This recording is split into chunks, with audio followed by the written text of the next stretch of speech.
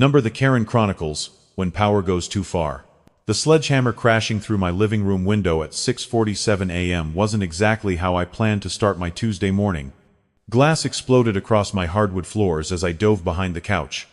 Coffee mug shattering against the wall.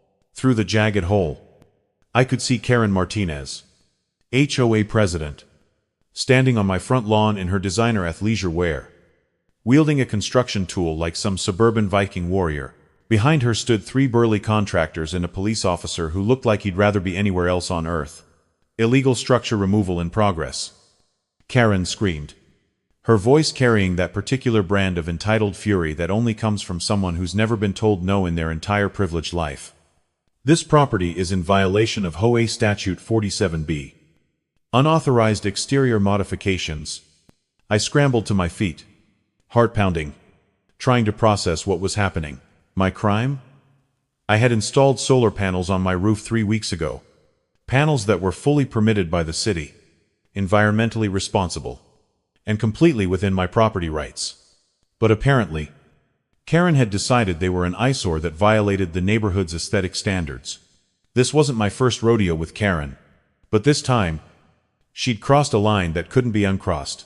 My name is Jake Thompson, and I'm a 34-year-old cybersecurity specialist who moved to Willowbrook Estates 8 months ago for one simple reason: peace and quiet. After years of cramped city apartments and noisy neighbors, I wanted a place where I could work from home, tend a small garden, and maybe finally finish restoring that 1967 Mustang that had been gathering dust in various garages for the past decade. The HOA seemed reasonable when I bought the house. Standard stuff about keeping lawns neat. No bright paint colors. Basic community pool rules. Nothing that would interfere with a normal person's life. What I didn't know was that 6 months before my arrival, Karen Martinez had been elected HOA president by a margin of exactly 3 votes, at 45. She was a recently divorced real estate agent with too much time, too much anger, and way too much need to control everything within a 5-mile radius. The previous HOA board had been laid-back retirees who met quarterly to discuss landscaping budgets and holiday decorations. Karen transformed it into her personal surveillance state. Within her first month in office, she'd issued 17 violation notices, installed security cameras at all community entrances, and created a neighborhood watch program that functioned more like a Gestapo unit. She drove through the development 3 times daily in her white Range Rover, clipboard in hand, hunting for infractions like a suburban bounty hunter. Trash cans left out past set PM? Citation. Garden gnomes taller than 18 inches? Violation. Kids chalk art on driveways? Property defacement fine. Most residents were too intimidated to fight back. Karen had a law degree she'd never used professionally, but she wielded legal jargon like a weapon, threatening lawsuits and liens with the confidence of someone who'd watched too many court television shows. She'd bully elderly homeowners over rosebush heights and fine young families for playground equipment that was supposedly commercially visible from the street. I tried to stay under her radar those first few months. I kept my lawn trimmed, my garbage cans hidden, my car parked perfectly within the lines. But when I decided to install solar panels to cut my electric bill and reduce my carbon footprint, I made the mistake of thinking like a rational human being. I got city permits, hired licensed contractors, chose panels that matched my roof color, and positioned them as unobtrusively as possible. I should have known Karen would find a problem. The first warning letter arrived 3 days after installation. Unauthorized roof modifications violate HOA aesthetic guidelines. The second letter threatened a $500 daily fine.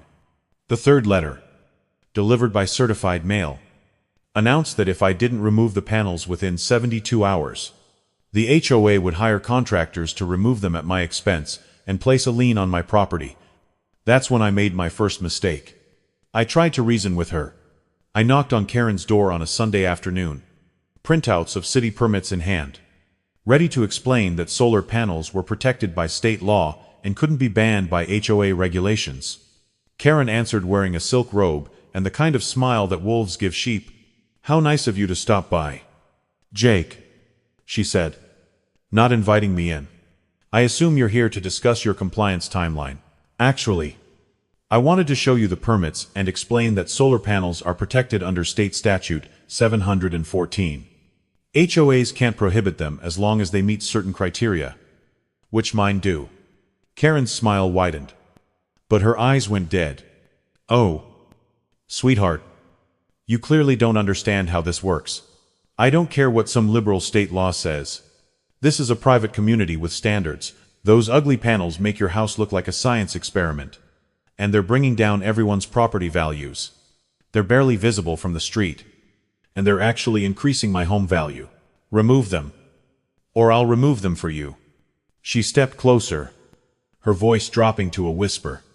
And trust me, when I'm done, you'll wish you'd never heard of Willowbrook Estates. That was 3 weeks ago. I'd spent the time researching HOA law, documenting everything, and preparing what I thought would be a reasonable legal response. I'd hired an attorney, filed complaints with the state, and even reached out to other neighbors who'd been bullied by Karen's reign of terror. But I never expected her to show up with a sledgehammer. After the window incident, things escalated faster than a wildfire in drought season. Karen had apparently convinced the HOA board and a sympathetic police officer that my refusal to remove the panels constituted willful defiance of community standards and justified immediate action. The fact that she'd committed breaking and entering, destruction of property, and about 6 other felonies seemed irrelevant to her. I called the police, but the responding officers were clearly confused by the conflicting stories. Karen had paperwork, an official-looking vest that said HOA enforcement, and the kind of confidence that convinced people she must be right. I had a broken window, a legal solar installation, and what probably looked like a persecution complex. Look, sire, the younger officer said. This seems like a civil dispute. You'll need to work it out through the courts. She broke my window with a sledgehammer. She says she was executing a lawful HOA enforcement action, with a sledgehammer, through my living room window. The officer shrugged. Like I said, civil dispute. They left. Karen stayed, directing her contractors to begin panel removal procedures, while I stood in my own driveway, powerless to stop them. She'd somehow twisted the law into pretzel logic that made her the victim and me the criminal. That night, sitting in my living room with a piece of plywood where my window used to be, I realized something important. Karen hadn't just violated my property rights. She'd declared war. And in war, you don't win by playing defense. I spent the next 2 days doing research that would make an investigative journalist proud. I dug into Karen's background, her HOA election, her enforcement patterns, and most importantly, her mistakes. What I found was better than Christmas morning. Karen's HOA presidency was built on a foundation of lies, forgeries, and election fraud that would have impressed a third-world dictator. She'd won her election by exactly 3 votes. But according to community records, 5 residents who'd supposedly voted for her had moved out of the neighborhood months before the election. She'd been forging signatures, manipulating ballots, and basically running a one-woman coup disguised as suburban democracy. But that was just the appetizer. The main course was Karen's financial records. As HOA president, she had access to community funds for necessary maintenance and improvements. Over the past 6 months, she'd spent 0.0 on landscaping consultations from her cousin's company. 0.0 on security upgrades that turned out to be cameras pointed at specific homes she wanted to monitor. And my personal favorite, 0.0 on legal research that was actually spa weekends in Napa Valley. She wasn't just a petty tyrant. She was embezzling community funds to finance her dictatorship. The more I dug, the angrier I got. Karen had been systematically terrorizing the neighborhood while stealing money from the very people she was supposed to serve. She'd driven out 3 families with her harassment, forced 2 elderly residents to sell their homes due to constant citations, and created an atmosphere of fear that had turned a peaceful community into something resembling East Germany circa 1975. But anger wasn't enough. I needed a plan. I reached out to Marcus Webb, a civil rights attorney who specialized in HOA abuse cases. When I showed him my research, his eyes lit up like a slot machine. hitting jackpot. This isn't just harassment, he said, spreading Karen's financial records across his desk. This is racketeering. She's running a criminal enterprise disguised as homeowner association governance. What can we do about it? Marcus smiled, the kind of smile that defense attorneys have nightmares about. We're going to destroy her. Legally, systematically, and very publicly. The plan was beautiful in its simplicity. We would let Karen continue her escalation while documenting everything, gathering evidence, and building an airtight case. Meanwhile, I would rally the neighbors she'd been terrorizing, expose her financial crimes, and turn her own tactics against her. But first, I needed to bait the trap. I installed new solar panels, bigger ones, right in the front yard. The explosion of rage from Karen was immediate and spectacular. Within hours of the installation, she was at my door with a court injunction, 3 security guards, and what appeared to be a news crew she'd hired to document my defiance. Jake Thompson has declared war on this community, she announced to the cameras, her voice carrying the kind of theatrical outrage usually reserved for daytime soap operas. His blatant disregard for our standards will not be tolerated. I stood on my porch, calm as Buddha, and responded with a question that would haunt her for months. Karen, could you explain to the viewers why you believe HOA funds should pay for your spa treatments in Napa Valley? The look on her face was priceless. Pure panic mixed with rage. Like someone had just told her that her Botox was made from pickle juice. The news crew suddenly perked up, sensing a much bigger story than neighborhood solar panel drama. I have no idea what you're talking about, Karen stammered, but her voice cracked like a teenager asking someone to prom. I pulled out a stack of printed bank records and held them up for the cameras. These are HOA financial statements showing $12,000 in legal research expenses that correspond exactly with your credit card charges at luxury resorts. Would you like to explain how that benefits the community? The news crew swiveled toward Karen like sharks smelling blood. This was no longer a story about solar panels. This was political corruption in suburbia. And everyone loves watching powerful people fall. Karen tried to recover, but the damage was done. She mumbled something about accounting errors and taking this up with proper authorities, then fled to her Range Rover like a vampire escaping sunrise.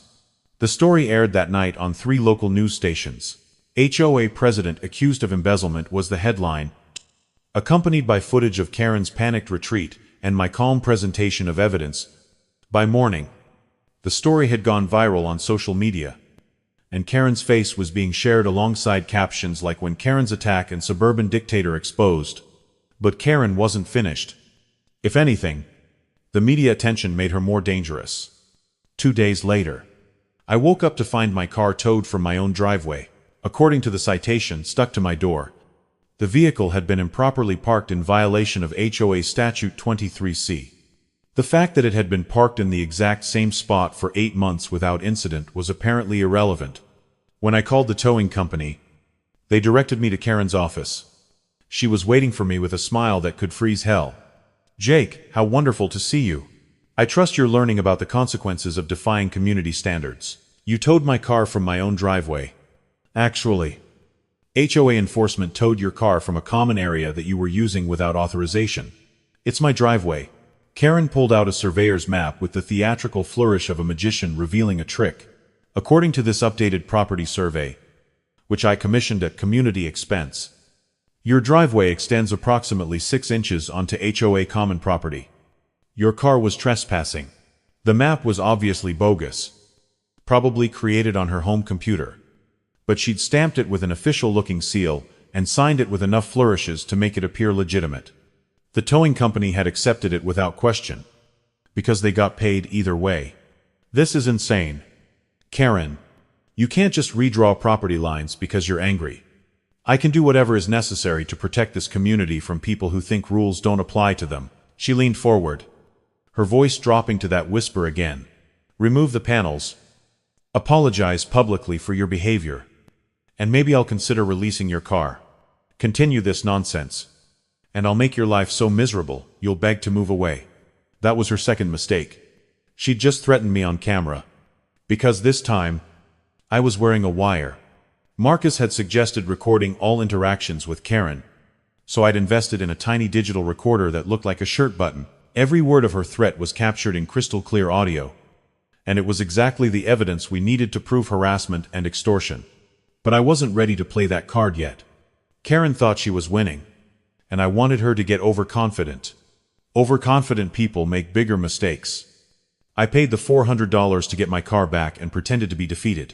I even removed the solar panels from my front yard, making a big show of having them carted away, while Karen watched from her window like a suburban spy. What she didn't know was that I'd moved the panels to my backyard, where they were completely legal and even more efficient. She'd won a battle that didn't matter while I prepared for a war she didn't see coming. The next phase of my plan required help. And fortunately, 8 months of Karen's tyranny had created a neighborhood full of potential allies. I reached out carefully, starting with residents I knew had been targeted by her enforcement campaigns. Mrs. Patterson, the 78-year-old widow, had been fined $2,000 for excessive garden ornamentation because she'd planted sunflowers that grew taller than HOA regulations allowed. The Johnsons, a young couple with twins, had been cited 17 times for child-related property infractions that ranged from sidewalk chalk to bicycles left in their own front yard. Mr. Rodriguez had been threatened with foreclosure because his fence was allegedly 2 inches shorter than community standards required. One by one, I showed them the evidence of Karen's financial crimes and explained Marcus's legal strategy. The response was immediate and unanimous. They wanted blood. We formed what we called the Willowbrook Resistance, meeting secretly in different homes to coordinate our response. Mrs. Patterson turned out to be a retired paralegal with an encyclopedic knowledge of property law. The Johnsons were social media experts who could make content go viral faster than a celebrity scandal. Mr.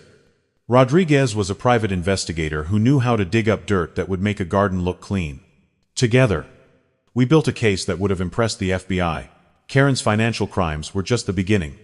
We discovered that she'd been filing false police reports against residents she didn't like, submitting fraudulent building permits for her own home improvements while denying them to others, and even attempting to manipulate local elections by challenging voter registrations of people who opposed her. But our smoking gun came from an unexpected source. Karen's own security cameras. She'd installed cameras throughout the community to monitor compliance with HOA rules. But she'd also been using them to spy on personal activities, record private conversations, and gather blackmail material. What she hadn't realized was that her surveillance system was poorly secured and easily accessible to anyone with basic computer skills. Mr.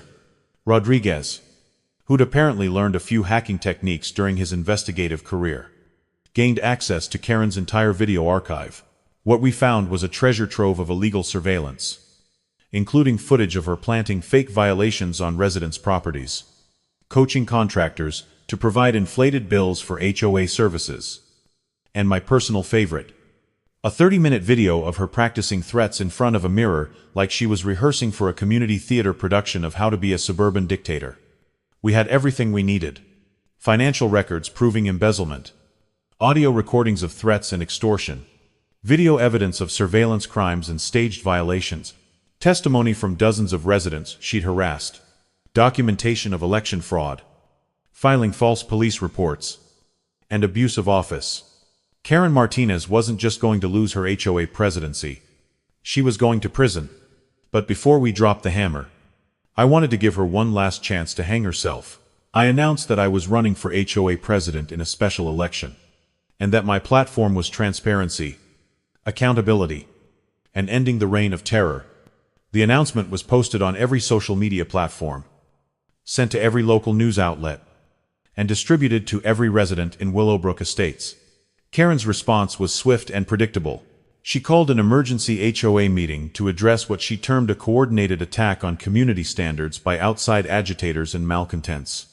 The meeting was held in the community center on a Tuesday evening. Karen had arranged the room like a courtroom, with herself at a raised table facing rows of folding chairs. She'd invited 3 board members who still supported her, 2 security guards, and what appeared to be another news crew. What she hadn't expected was for every single chair to be filled with residents carrying folders of evidence, recording devices, and expressions that suggested they'd come for justice, not discussion. I arrived 15 minutes late, flanked by Marcus and 2 other attorneys he'd brought for support. We took seats in the front row, and I could see Karen's confidence starting to crack as she realized this wasn't going to be the intimidation session she'd planned. "Ladies and gentlemen," Karen began, her voice artificially cheerful, "we're here tonight to address some unfortunate misunderstandings about HOA policies and procedures." Mrs. Patterson stood up slowly, her walker clicking against the floor.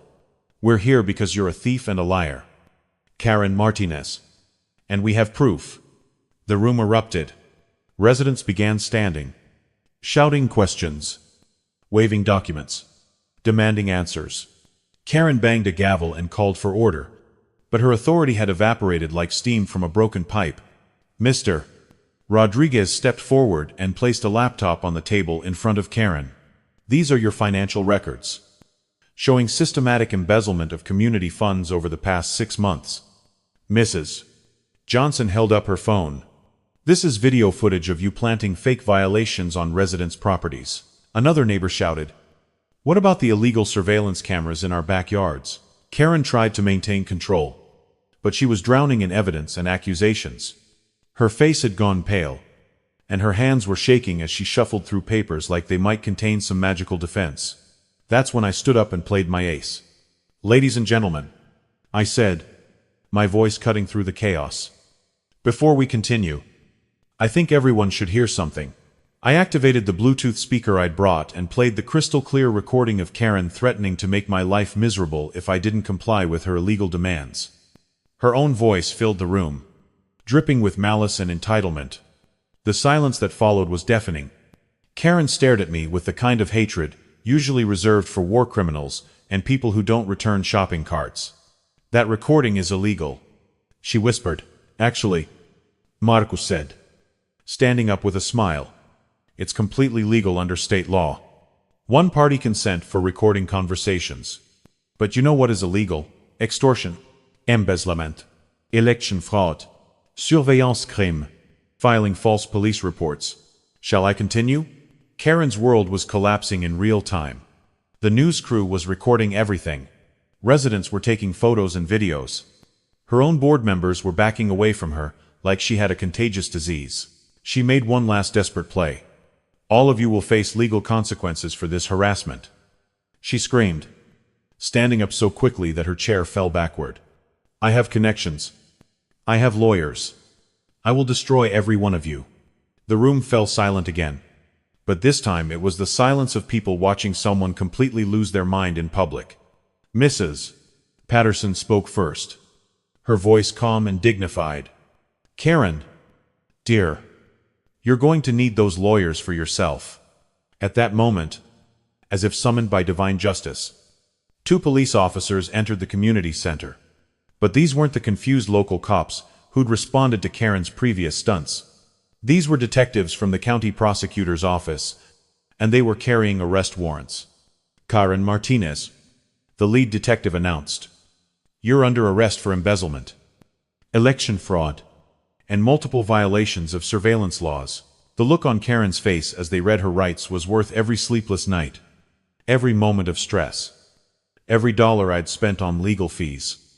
It was the expression of someone who'd built their entire identity around controlling others, suddenly realizing that they had no control at all. As they led her away in handcuffs, she turned back toward the room with one final act of defiance. "This isn't over," she shouted. "I'll be back." "Mr. Rodriguez called out cheerfully. "Actually, with the charges you're facing, you'll be lucky to be back before 2030. The arrest made national news.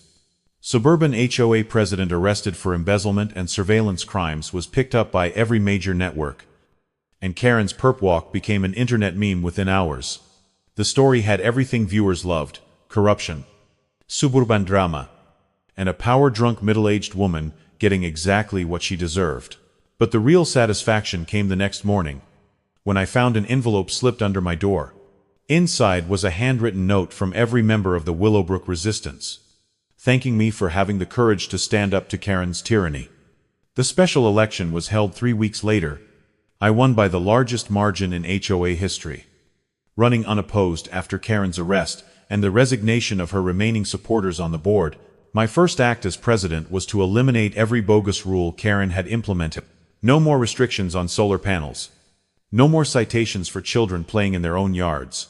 No more surveillance cameras in private areas. No more daily patrols hunting for violations. My second act was to return all the money Karen had embezzled to the community fund and use it for actual improvements. Playground equipment, walking trails, and a community garden where Mrs. Patterson could grow sunflowers as tall as she wanted. Karen pled guilty to multiple felonies and was sentenced to 3 years in prison plus restitution. She was also banned from serving on any HOA board for life. Though I doubt any community would be foolish enough to elect her after her spectacular downfall. The Willowbrook estates that emerged from Karen's reign of terror was everything a neighborhood should be. Families felt safe letting their kids play outside. Elderly residents could tend their gardens without fear of citations. People said hello to each other instead of avoiding eye contact. 6 months later, I was working in my backyard garden when I heard a familiar sound, the gentle hum of solar panels converting sunshine into clean energy. The panels were working perfectly. My electric bill was practically non-existent, and my home value had increased by 15%. I thought about Karen sometimes, wondering if she understood the irony of her situation. She'd tried to control everyone around her and ended up losing control of her own life. She'd wielded power like a weapon and discovered that real power comes from serving others, not dominating them. As I watered my tomatoes in the fading evening light, I reflected on the lessons learned during those intense months of suburban warfare. Sometimes, the most important battles are fought not on grand stages, but in ordinary places where ordinary people decide they've had enough of being pushed around. Karen Martinez thought she could break my spirit with threats, citations, and sledgehammers. Instead, she broke herself against the simple truth that bullies only win when good people stay silent. The solar panels gleamed in the sunset, powering my home and serving as a permanent reminder that some lines cannot be crossed, some rights cannot be violated, and some Karens cannot be allowed to turn neighborhoods into personal kingdoms. In the end, justice wasn't just served, it was installed, like solar panels, to provide clean energy for years to come.